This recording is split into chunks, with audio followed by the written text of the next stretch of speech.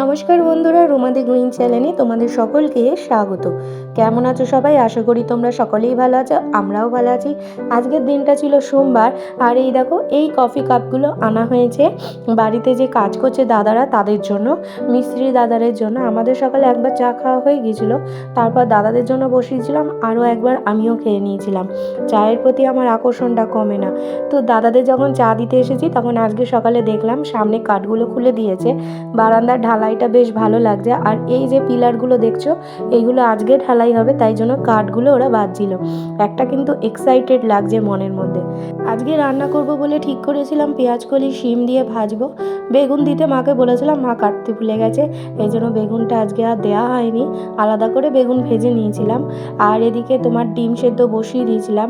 ডিম সেদ্ধ যখনই তোমরা বসাবে তখন ওই জলটা আগে যখন গরম হবে, সেই জলের মধ্যে এক ফোঁটা সাদা তেল বা সর্ষের তেল দিয়ে দেবে, আর 1 চামচ নুন দিয়ে দেবে। সে যতগুলোই ডিম তোমরা বসাও না কেন, সাদা তেল বা সর্ষের তেল একটুখানি দেবে, তাহলে বাটি কিন্তু কালো হবে না। সে কড়াইতে বসালেও যা হবে, বাটিতে বসালেও তাই, কালো হবে না তেল দিলে। আর এই দেখো এখানে সব ডিমের জিনিসপত্র কেটে নিয়েছিলাম। আর এগুলো চন্দ্রমুখী আলু, তাই মা বলেছিল ভাপাতে না, এমনি গরম জলে ধুয়ে নাও, তাই করেছিলাম। এই শিম দিয়ে পেঁয়াজকলি, ফুলকপি, বেগুন, আলু দিয়ে যে চচ্চড়িটা হয় মূলো দিয়ে, সেটা কিন্তু খেতে দারুণ লাগে। কিন্তু আজকে শুধুই ভাজা করেছিলাম, চিংড়ি মাছ আনা হয়নি, তাড়াতাড়ি করে কাজ সারছিলাম। আবার তারপরে ডিমের তরকারি বসিয়ে দিয়েছিলাম। সকালবেলা টিফিনে আজকে তোমার রুটি দিয়ে পেঁয়াজকলি যে ভেজেছিলাম সেটা দিয়ে রুটি খেয়ে নিয়েছিলাম, সেটা তোমাদের দেখাতে ভুলে গেছিলাম। তো এই ডিম কষাটা আমি বহুবার তোমাদের সাথে শেয়ার করেছি। এমনি তোমার ডিম যেরকম হয় সেরকমই ডিম কষা বলা ভুল হবে, এটা ডিমের কারি বলতে পারো। আমাদের বাড়িতে কষা জিনিসটা একটু কমই হয়, কারণ সবাই ভাত দিয়ে খায়, রুটি দিয়ে খায়, এই জন্য ঝোলটাই রাখা হয় বেশি। তো এই আলুগুলোকে আমি তেলের মধ্যে ভেজে পেঁয়াজ দিয়ে দিয়েছিলাম, শুকনো লঙ্কা, কালো জিরে ফোড়ন দিয়ে। আর এদিকে দেখো কালকের বাসি ডাল ছিল, সেটাকে শুকনো করে নিচ্ছিলাম। এটা খেতে কিন্তু আমার খুব ভালো লাগে, সর্ষে তেল দিয়ে ভাত দিয়ে মেখে। আর এই দেখো ডিমগুলো, পটলগুলো সব ভেজে নিয়েছি। একটা ডিম না একটু খারাপ বেরিয়েছে, মানে খোসার সাথে উঠছিলই না। আর এদিকে তাতান বুড়ো আর দীপকের জন্য ডাল, পেঁপে, আলু, ডিম সব সেদ্ধ রেখে দিয়েছিলাম। আর এই যে পেঁয়াজকলি শিম এতটাই হয়েছে, যত মানে 2টো আটি মা কেটে দিয়েছে তার মধ্যে এইটুখানি বেরিয়েছে। তো এইরকমই হয়ে যায় পেঁয়াজকলি। ভালো জিনিস দেখবে যতই তুমি কাটো, রান্না করার পর একটুখানি হয়ে যায়। তো এই আলু দিয়ে এই তরকারিটা, ডিমের তরকারিটা আমার বাপের বাড়িতে মা করে কাঁচকলা দিয়ে, ফুলকপি দিয়ে। এইগুলো খেতে কিন্তু ভালো লাগে। আর শীতকালে তো সবসময় বলবো, শীতকালে যা সবজি পাওয়া যায় সবই খেতে ভালো লাগে। ঠিকঠাকভাবে রান্না করলে কি না ভালো লাগে, তাই না? তাতান বুড়ো আজকে সকাল সকাল ঘুম থেকে উঠে গিয়েছিল, আর দাদুর সাথে খালি ঘুরে বেড়াচ্ছিল। একবার এই দোকানে যাচ্ছিল, একবার পাড়ায় ঘুরছিল। পাড়ায় বলতে ওই কি রাস্তার মধ্যে হাঁটা চলা করে, এই আর কি। আমাদের পাড়ায় মন্দির আছে, সেই মন্দিরে কিছুক্ষণ থাকে, এরকম করে ও সময় কাটায়। ডিম কষাটা করেছিলাম, এখানে হচ্ছে তোমার আদা, রসুন, পেঁয়াজ বাটি না, আমি আদা রসুন বেটে দিয়েছিলাম, জিরে, ধনে, ব্যাস, আর লঙ্কা বেটে দিয়েছিলাম, আর কাশ্মীরি লঙ্কা গুঁড়ো দিয়েছিলাম, হলুদ, নুন, ব্যাস, এই দিয়ে এটাকে কষিয়ে নিয়েছিলাম।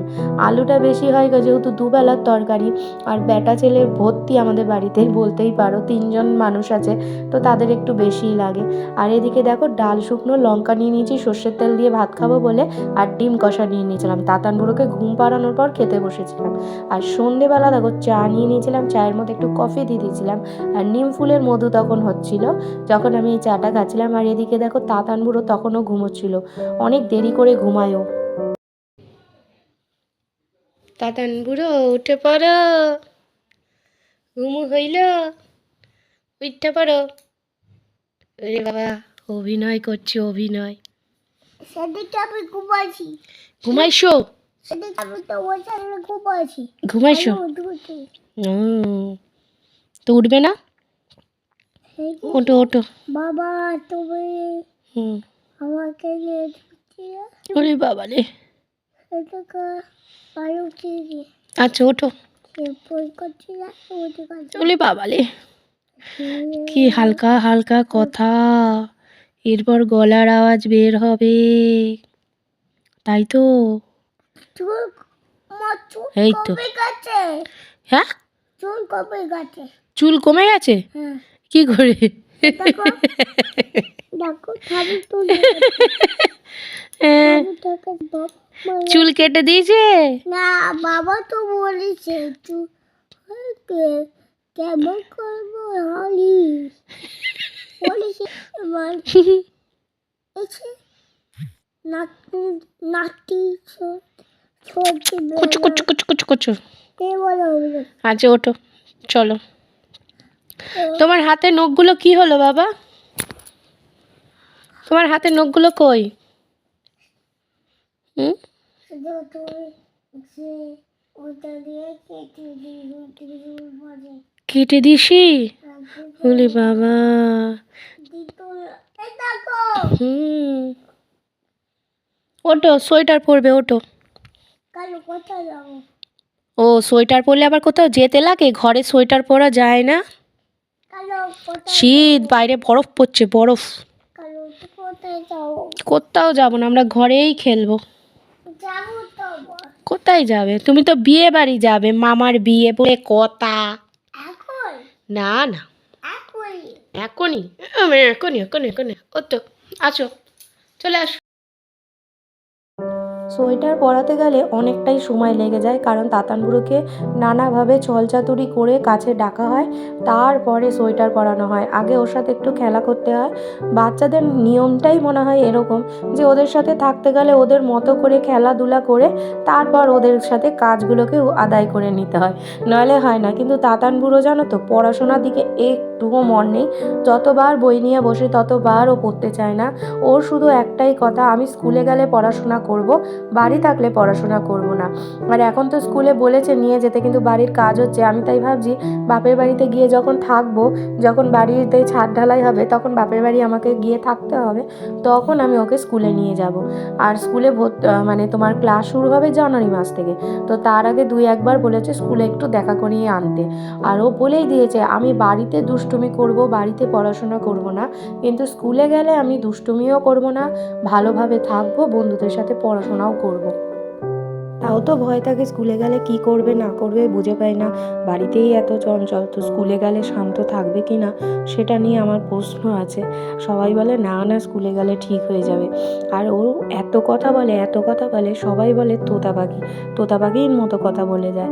আগে ভাবতাম আমি মনে হয় বেশি কথা বলি, কিন্তু না, এখন মনে হয় আমার উপরেও কেউ আছে, সেটা হলো আমার ছেলে তাতান বুড়ো, এত কথা বলে।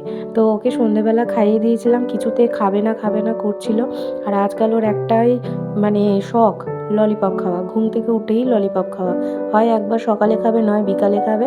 এই দেখো, নতুন ব্রাশ নিয়ে আমার সব শোকেসগুলো পরিষ্কার করবে বলে এগুলো নিয়েছে। একবার নিজের গাড়ি পরিষ্কার করছে, একবার আয়না পরিষ্কার করছে, একবার অভিনয় করছে। আয়নার সামনে দাঁড়িয়ে কিন্তু ও নানা ধরনের অভিনয়ও করে, ভগবানই জানে ও কি হতে চাইছে, কি বলতে চাইছে। আর নানা ধরনের দেখো কথা বলছে, সেগুলো আর তোমাদেরকে শোনালাম না, কারণ এত কথা বলছিল মাঝে মাঝে আমার ভিডিওতে কথাগুলো ক্রাশ খাচ্ছিল, এই জন্য আর রেকর্ডিংটা তোমাদেরকে শোনাতে পারিনি।